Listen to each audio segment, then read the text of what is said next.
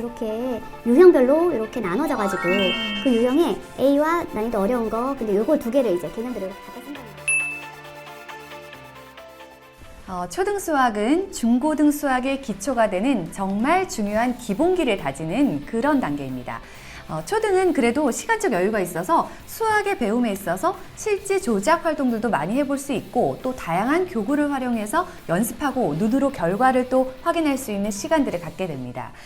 중고등이 되면 이제 실전 시험에서 결과를 내야 하는데 이는 초등에서 개념을 얼마나 탄탄하게 잘 이해했느냐, 또 연산은 철저히 잘 되었느냐, 그리고 배운 개념을 실전에 잘 적용할 줄 아느냐, 즉 출제 의도를 제대로 파악해서 문제풀이를 잘할 수 있느냐로 성적이 결정이 되죠. 초등에서 선행을 상당히 했는데도 수학을 잘 못한다면 현행의 문제도 있겠으나 문제풀이 과정을 철저히 제대로 하지 않아서이기도 합니다. 문제를 온전히 자기화하지 못하고 그냥 양만 채우면서 문제 해결 방법을 온전히 이해하지 못한 것인데요. 오늘은 초등 심화 수학으로 도약할 수 있는 문제풀이 방법, 논리적 수학 사고를 아이가 어떻게 스스로 발전시키면 되는지를 알려주는 최상위 도약 문제집, 기적의 계산법으로 우리에게 너무나도 유명한 기적 시리즈의 신간입니다. 기적의 이 문제 해결법, 교재 도서를 소개해드리면서 아이들이 그 서술형 문제 이해와 또 심화 문제풀이 과정을 온전히 자기화를 어떻게 해나가는지 함께 보여드리겠습니다. 굉장히 의미 있는 내용이니까 끝까지 보시고 영상 끝에 기적의 문제 해결법 3학년에서 6학년 1학기, 2학기 교재를 총 20명께 드리니까 꼭 참여해 보시기 바랍니다. 수학은 위계 학문이죠. 그래서 아래 개념들이 이해가 되어야 상위 개념이 이해가 되는 학문인데 나선형 학습으로 이루어져서 꼬리에 꼬리를 물고 계속 확장되어가는 형태로 아이들이 배워가게 됩니다.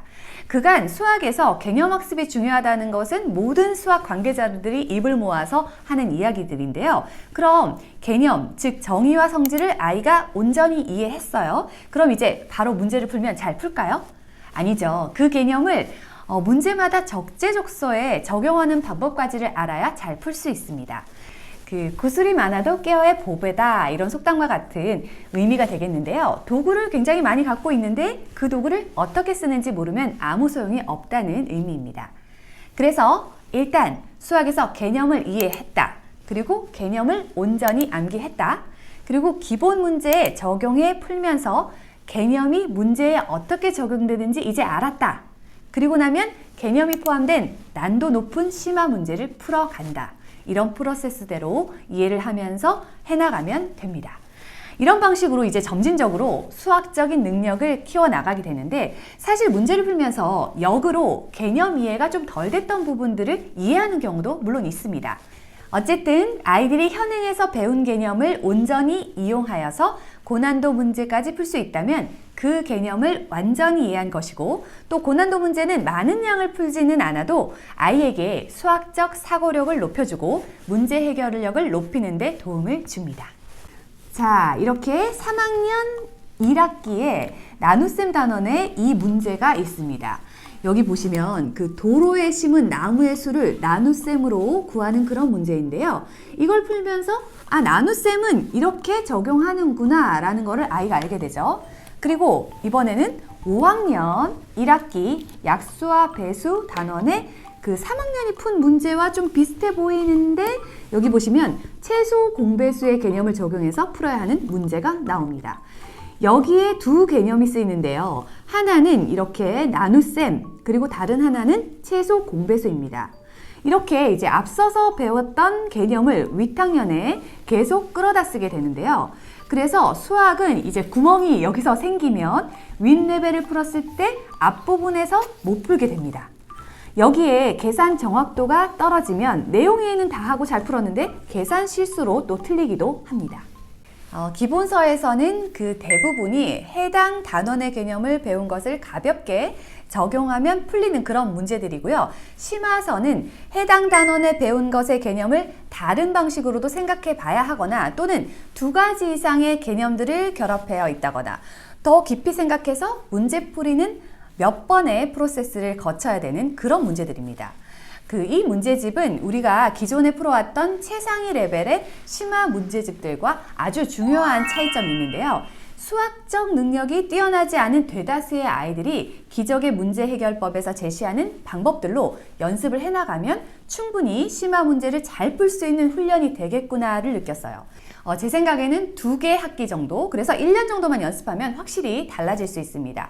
이 교재는 그 선행 개념을 끌어다가 문제를 푸는 방식이 아니라 현행 개념만으로 심화학습이 가능하도록 해주는 심화학습소 또는 극심화학습을 넘어갈 수 있는 브릿지 역할을 해주는 그런 교재가 됩니다.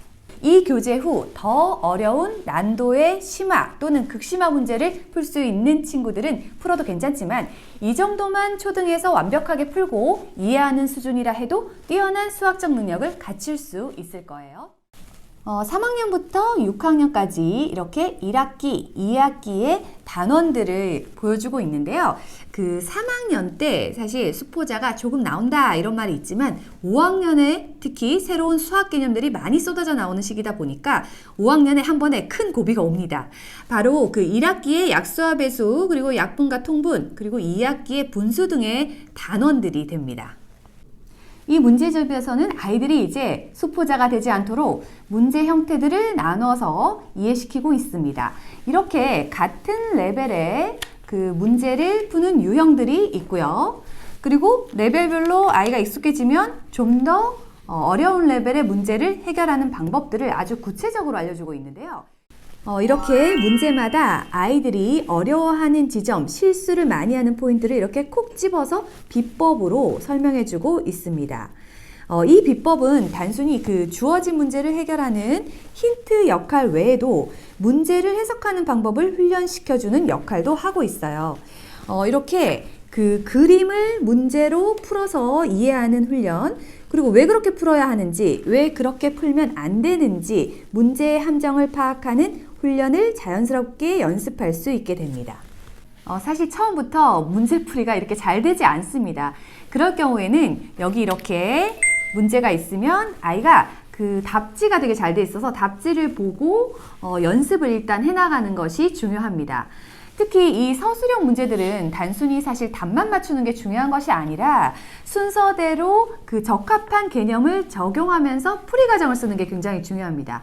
이런 방식으로 이제 아이가 잘 연습을 해나가면 나중에 3개, 4개의 개념을 써야 하는 복잡한 문제들도 머릿속에 프로세스가 잘 정리되어서 온전히 자기화가 됩니다. 저도 아이들이 어렸을 때 그 최상위 문제 또 심화 문제 이런 것들을 시작할 때 대체 어떻게 접근하면 좋을지 당황했었던 것 같아요. 아이가 어느 날 갑자기 심화 문제를 잘 푸는 게 아니거든요. 처음 길을 들일 때 방법을 잘못 들이면 나중에 바꾸는 게 무척 어렵습니다. 이 교재의 의미 있는 포인트 3가지를 발견했는데요. 첫 번째는 모든 문제가 서술형 문제입니다. 서술형 시험은 수학뿐 아니라 이제 모든 과목의 흐름이 되었어요. 최근 그 초등 단원 평가에서도 거의 아이들이 서술형 문제로 많이 바꿔서 풀고 오고 있습니다. 서술형 문제는 객관식 문제보다 아이들에게 어렵게 느껴지는 건 사실인데 진짜 실력을 확인할 수 있는 문제이고 찬찬히 읽으면서 조건이 무엇인지 구하려는 값은 무엇인지 꼼꼼히 되짚어가면서 생각을 하게 하니까 여러 가지 장점이 있습니다. 자, 2번째는 심화 문제집. 손 못 대는 그런 아이들, 어려워하는 아이들에게 심화를 쉽게 접근하게 합니다. 심화 문제는 그 논리력, 수학적 사고력을 높이는데 자칫 아이에게 그 버거운 심화 문제를 풀게 하면 수학에 완전히 질려버립니다. 수학에서 최상위권이 되려면 결국 심화 몇 문제와의 싸움은 맞는데요. 초등엔 성적이 나오지 않지만 중고등 가서 몇몇 킬러 문제가 점수와 등급을 좌우하게 됩니다. 그래서 초등에서 심화 문제는 조금씩 연습해 나갈 필요는 있는데요. 이 교재는 아이들에게 그 심화 문제 해결을 어떻게 하면 되는지 친절하게 알려주고 있습니다. 엄마가 그 옆에서 잘못 알려주는 그런 방식보다 이 교재로 알려주는 편이 훨씬 낫습니다. 해설서가 아주 복잡하지 않고 필요한 핵심만 딱 들어있는 방식이라서 문제풀이 시 아이가 그대로 여러 번 따라 적어보고 이해하고 한 다음에 그 다음에 그런 방식으로 풀이를 해나가면 좋습니다. 다른 심화학습서를 혹시 도전했다가 포기했던 그런 아이들, 또는 그 처음 수학 심화 문제집을 한번 도전해보고 싶다 하는 학생들에게 이 정도면 할만하다 하는 도전의식과 함께 또 성취감, 자신감을 심어주기에 굉장히 좋았습니다. 자, 다음 세 번째는 문제 출제 원리를 파악하게 합니다. 이거 진짜 중요한 의미인데요. 어려운 문제는 사실 하늘에서 뚝 떨어지는 것은 아닙니다.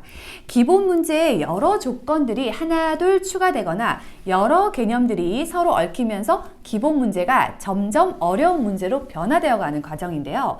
이런 출제 원리 또 문제 변형 원리를 아이가 이해한다면 새로운 조건 또 새로운 개념이 주어졌을 때 응용하는 힘까지 키울 수 있습니다.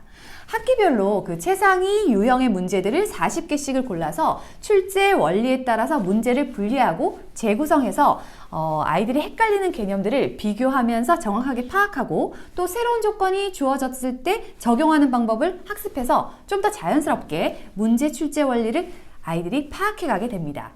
각 건의 이렇게 학습 원리표에 이게 비교 설계인지 또는 심화 설계인지를 해당 문제마다 표기하고 있습니다. 저는 초등의 경우라면 선행보다는 현행 심화를 더 추천하는 편인데요. 초등학교 6학년 정도가 되면 잘 연습된 경우에는 아이가 수학 받아들인 속도가 굉장히 빨라지기 때문에 방학에 중1 과정 정도 개념을 선행한다면 딱 좋다고 생각을 합니다. 진도를 빠르게 나가는 시간 대신 초등 수학의 개념들을 온전히 이해함과 동시에 수학적 사고력을 높이는, 즉 수학 그릇을 만드는 것이 더 중요하다고 생각하기 때문입니다. 현행 심화까지를 잘 하다 보면 신기하게도 선행 이해도는 굉장히 빨라집니다.